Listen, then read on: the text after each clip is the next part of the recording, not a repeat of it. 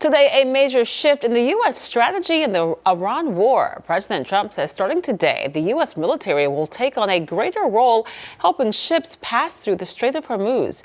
NBC's Gabe Gutierrez has the latest. This morning, the standoff over the Strait of Hormuz entering a new phase. It's a very friendly blockade. President Trump announcing the U.S. will guide ships trapped in the critical waterway to safety at the request of unspecified third-party nations not involved in the Iran war, so that they can freely and ably get on with their business. The president calling the plan Project Freedom, framing it as a humanitarian gesture because he says many of these ships are running low on food. Overnight, U.S. Central Command saying 15,000 American service members will help with the effort.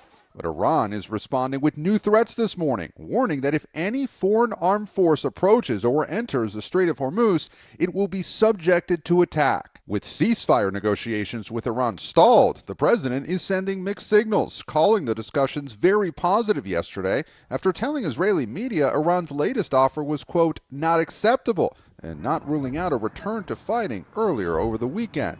If they misbehave, if they do something bad, but right now, we'll see. But, it's a possibility that could happen, certainly.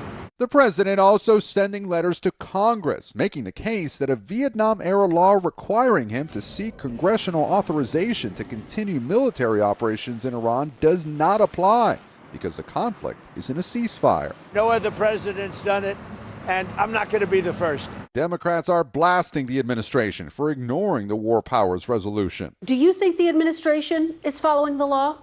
No, absolutely not. And it's important to recognize this war was unlawful and unconstitutional from the start. Amid soaring gas prices, a new poll shows the president's disapproval rating has reached 62%, the highest of his 2 terms in office. I did something that was, I don't know, foolish, brave, but it was smart. I would do it again. NBC's Gabe Gutierrez with that report. The war still impacting gas prices as they continue to climb. Today, the national average $4.45 per gallon. In North Carolina, it's $4.07. South Carolina has now hit $4 per gallon.